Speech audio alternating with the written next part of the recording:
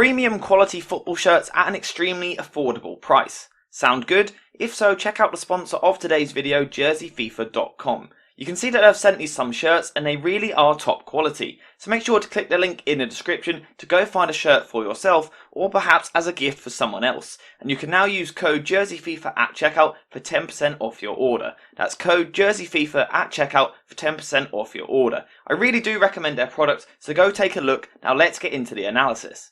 Hey guys, welcome back to the AJ Analysis channel. Today we're doing something a little bit different. This is the first time I've shown my face on the channel, so don't be too harsh with your judgment in the comments down below. But as you can tell by the title, today we're going to be going over my Premier League team of the season. To be honest, that's a little bit of a lie. It's actually your team of the season. You guys have all been voting in the polls on the community page. Some of the polls have got close to 1,000 votes, so I really appreciate you guys getting involved. You have made this video possible, and we're going to be going over each position individually. We'll start in goal, we'll then go left back, left centre back, right back, holding midfielder, left centre mid, left wing, right wing, and then finally the striker.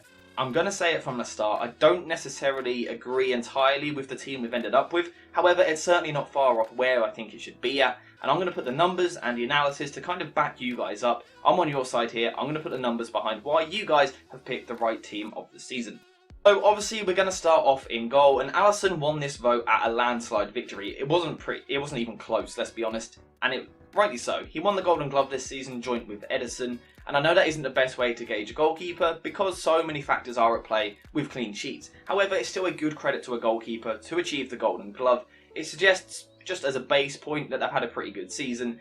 And that's right with Alisson, he's been absolutely integral to the way that Liverpool have played this season. We all know that Liverpool defend with an insanely high line. Dijk, Konate, Matip, whoever it is, they're holding a stupidly high starting position, and it's made possible by Alisson. His proactive positioning and sweeping up behind that defence really is key to this side, and also his 1 versus 1 ability this season has been a mile clear of anyone else. Here's a stat to back it up from John Harrison. Make sure to go check him out on Twitter. I'll put a link in the description down below. If you want to see analysis on goalkeepers, this is the place to go. You will not find anywhere on the internet that does it better than John Harrison, in my opinion. It really is top notch what he does. And we can see, using his model here of expected saves from 1 versus 1 opportunities, Alisson is a mile clear of the rest of the goalkeepers in the Premier League, saving 8.21 shots more than what he would have been expected from these 1 versus 1 situations. The next best was 4.76. That's how good Alisson has been this season. He's been clear of the rest of the league, and in my opinion, you guys got this one right. He has been the best Premier League goalkeeper this season. Moving on to left back, and again I think you guys got it spot on. It was quite a one-sided poll again, although at one point I thought Robertson was going to push it close, but João Cancelo eventually pulled clear, so he makes it into the team as our Premier League best left back this season. And again, I do agree, he's such a brilliant player. Some argued that he should perhaps have been in the right back poll, but he has actually played more games at left back this season. Although again, that's just a credit to his versatility as a player. Technically, he is absolutely brilliant, and he actually ended this season as the Premier League's top passer. Let me just find this stat up for you here real quick. No player in the Premier League completed more passes. He was 31 ahead of the next, which was Aymeric Laporte. It's not really any surprise to see Manchester City players dominating this list. They do of course see so much of possession. But this isn't sideways passing from João Cancelo, as we can see from this stat here. Only Zinchenko attempts more progressive passes per 90 minutes for Manchester City than João Cancelo. And Cancelo has obviously played a lot more games, so this is a bigger pool of numbers we're gathering this from. Whereas Zinchenko's sample size is slightly smaller. So for Cancelo to play with this consistency over so many games and be this progressive is absolutely brilliant. He has really evolved what a modern day fullback is. He's a brilliant watch. I think everyone in football appreciates him and loves him as a player. So I agree with you guys. João Cancelo has been the best left back in the Premier League this season.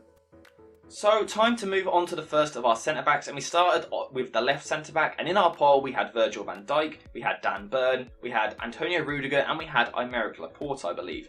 And the winner of the vote was Virgil Van Dijk. I'm going to be completely honest, this isn't who I was expecting to win the poll. I would have gone elsewhere. I'll give my thoughts on that at the end of the video. But without doubt, Virgil van Dijk is a brilliant footballer and he's had another good season. I personally would argue he hasn't quite hit the heights that he has in the past. However, he is still vital to the way that Liverpool play. The defensive line looks so much better when he is playing. He improves the heart of that defence drastically. He also has so much to offer to this Liverpool team on the ball. His long passing in particular is an absolute joke. Virgil van Dijk's long passing is beyond belief. There isn't another centre-back in world football that long passes the way that Virgil van Dijk does. He's absolutely brilliant.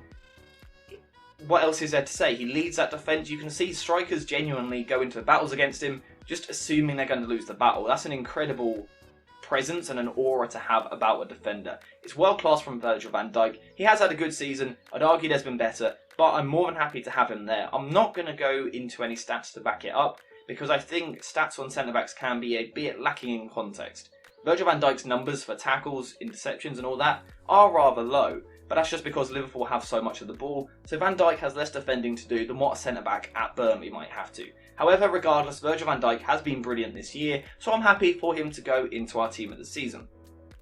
Again, at right centre-back, I'm actually a little bit surprised with who you guys went for. Reuben Diaz was voted as our right centre-back for this team of the season. Again, he has had a very good season, although I would argue it hasn't been his best and there have been some players that have had better. However, perhaps that's a testament to the standard he has set himself, because again, without doubt, this Manchester City team is miles better when he is playing in the team. He's a brilliant player, and a partnership with Reuben Diaz is better than any partnership made up of Aymeric Laporte and John Stones. Reuben Diaz instantly makes the defence better. And I think one thing that goes a little bit under the radar is what he contributes up the other end of the pitch. This has been a very niggly Premier League season, and there's been a lot of games where you just have to nick a goal. That's something that Manchester City struggle with. You can't blow away every team 4-0. Sometimes you just need to find a scrappy goal. And City tend to struggle with that a little bit. Hopefully, they'll be hoping Haaland will address that issue. But Reuben Diaz has actually contributed this season. He's got several goals and assists at corners, winning those flick-ons, winning those headers past the goalkeeper. And he's actually earned Manchester City some valuable points this season in some potentially banana skin games. So, like I said, he wouldn't have been my number one for this right centre-back position, but I think he's had a very good season, so again, I'm more than happy for him to go into our team. Next up, we have the right-back position. This one didn't really need a poll, if we're being honest, but I thought I had to just because I've done every other position. I could have made all 4 options Alexander-Arnold. He has been phenomenal once again. He's an unbelievable player. He's had another brilliant season, and this man's ability on the ball is an absolute joke. Everyone knows about it. He's incredible. What I will say is that I think he's improved defensively this season. I think there's still question marks over his positioning, and there is certainly room for improvement. But this year, I do think he's been growing defensively as a fullback, which is something that's really good to see. He's taken the game to that next level. Because on the ball, he's ridiculous. I don't know if we've ever seen something of quite this level in terms of on the ball. A fullback shouldn't be the second highest assister in the Premier League. He isn't crossing to players that are 6'7" in the box. He's picking out likes of Jota, Mane, whoever it may be. Such is the accuracy of his ball into the box. He's a brilliant player, and like I said, his quality on the ball with his passing, whether it's long passing, short passing, crossing, it's phenomenal. If he keeps improving his game from a defensive point of view and keeps these attacking numbers, he could go down as the best right back of all time. He's brilliant. Yeah, what else is there to say? Well done, Alexander-Arnold. You made it into our team this season. I couldn't agree anymore. Congratulations. So, moving on to the next position into the team, and we finally get to the midfield. And we, of course, started the voting with a holding midfielder.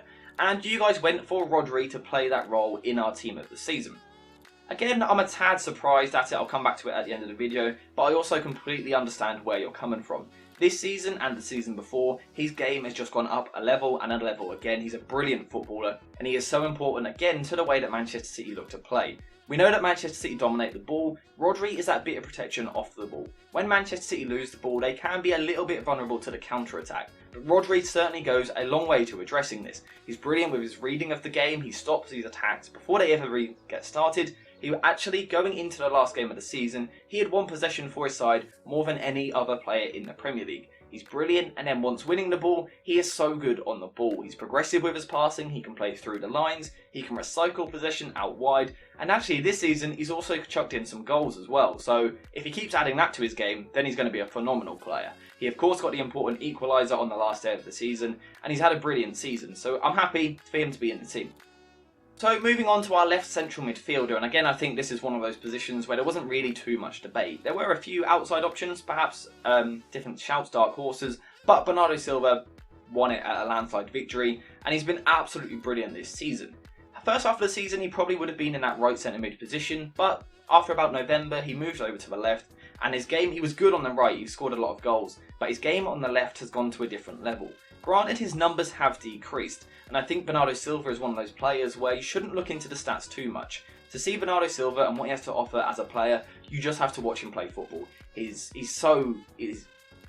mind-blowing, he's got me speechless. He is brilliant on the ball, his technical quality, his intelligence, he brings so much to this Manchester City side. And he has played, him and Cancelo have been absolutely brilliant linking up down that left-hand side of the pitch. He's a wonderfully gifted footballer, he works hard off the ball, and he's had a brilliant season. Halfway through the season, he was probably a shout for the Premier League Player of the Year. He's been world-class again, he keeps going to the next level, so fair play Bernardo Silva, an unreal talent. Our right central midfielder is another player that may not have even made the poll halfway through the season, and that is Kevin De Bruyne. He had a slightly slow start to the season and was struggling for form a little bit, although I do think some of that was to do with the injury off the back of the Champions League final, and of course then the Euros, where he never really quite looked sharp. He came into the season and started off a little slowly, however his role was adapted ever so slightly by Pep Guardiola, and he's been absolutely brilliant. And to put it quite simply, Manchester City probably wouldn't have won the Premier League without him. He's contributed so much to his team. His passing, like Trent Alexander-Arnold, is an absolute joke. It's unlike anything we've ever seen. His weight of pass, it's not fair. If you think we're adding Haaland to this next season, that's a terrifying thought. But hey, Kevin De Bruyne, what a player. And the end of the season, that late title charge, he has been absolutely crucial. They wouldn't have done it without him. We can see on the screen here, the last 10 games of the season, the goals, the assists. He got 4 goals in one game against Wolves. Wolves was meant to be a potential banana skin for Manchester City. We were looking at that going, that could be a potentially difficult game. Until De Bruyne went and scored 4 goals in one half of football. It's not normal what he's doing. He's absolutely brilliant. He's a shout for Premier League Player of the Season. Maybe I'll do a video on that another day. Let me know if you want that in the comments down below. But De Bruyne has been brilliant once again, and he done well to put that hate behind him to really kick on and go to the next level. And he really drove this title push that Manchester City, of course, eventually won. So that's our midfield done. We are now going into the forward areas, and I can't believe it. For the first time, we have a player that isn't a Manchester City or Liverpool player, and that is Heung-min Son on the left wing. Again, what a brilliant player. He won the poll quite comfortably ahead of players like Sadio Mane, and he's had another brilliant season playing for that Spurs side. His link-up play with Harry Kane has been impressive once again, and he was of course, joint top goal scorer with Mohamed Salah, a player we'll come on to in about a minute or so. Heung-min Son first, what a player. He's so good on the counter-attack, and I think the signing of Kulusevski has really helped him. It's taken off some of the responsibility on Son to progress the ball for his side, and instead it's allowed him to focus on his runs off the ball and his goal scoring and his assists in the final third. He's been absolutely brilliant once again, and we need to start putting him in that debate of being the best finisher in the Premier League. If we look at his numbers here, from expected goals this season he should have scored 17 goals. He scored 23. That's an overperformance of 6.42 expected goals. It's absolutely phenomenal. The numbers he produced, he does it every season. He's an incredible player. And 23 goals, joint top goal scorer, that's without a penalty. He hasn't taken penalties this season, so if he'd have done that as well, he could have been hitting 27-28, which is a remarkable season, especially for a player playing out wide in what some would call a relatively defensive system, and in a team that started the season quite poorly. So Heung-min Son has been brilliant once again, and he earns his spot in the team of the season. Congratulations to him. Now onto the right wing, and of course I said it a minute ago, Mohamed Salah was a shoo-in. It was obvious that he was going to get in this position. It was another one of those ones where I didn't really need to do a poll. Although I will shout out you guys noticing that players like Jarrod Bowen also had a good season. So good knowledge on that one. But Mohamed Salah was always going to win it. He's another player that is in that debate for the Premier League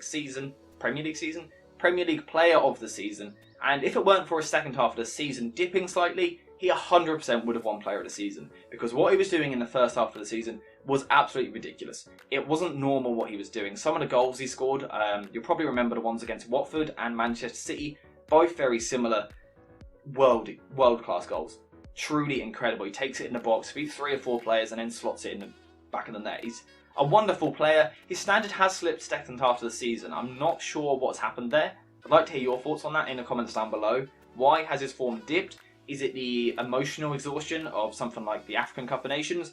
Perhaps it could be that. Maybe it's physical exhaustion from playing a lot of football, because as we know, all these players have played a lot over the past couple of seasons. And Salah, like the rest of us, is human, suffers from fatigue and stuff. However, when he's been at his best, he's been absolutely brilliant, and he's another player that without him, Liverpool wouldn't have even got close to Manchester City in this title race. His magic in the first half of the season was simply incredible. His link up with Alexander Arnold and surprisingly Jordan Henderson down at right hand side, that trio have been absolutely brilliant, so Jurgen Klopp also deserves credit for that. Salah's had another brilliant season. It could have been better. He could have kicked on second half. He didn't quite. It went backwards, some poor performances, but despite that, he makes it into our team of the season. It's time for the last position on the list, and that is of course our striker. And actually, not that many strikers have had really good seasons this year. However, Cristiano Ronaldo won the vote. I think he was always going to. I know a lot of you guys are Manchester United fans, but personally, I do agree that this was the right player to win it. A lot of people disagree. I understand that.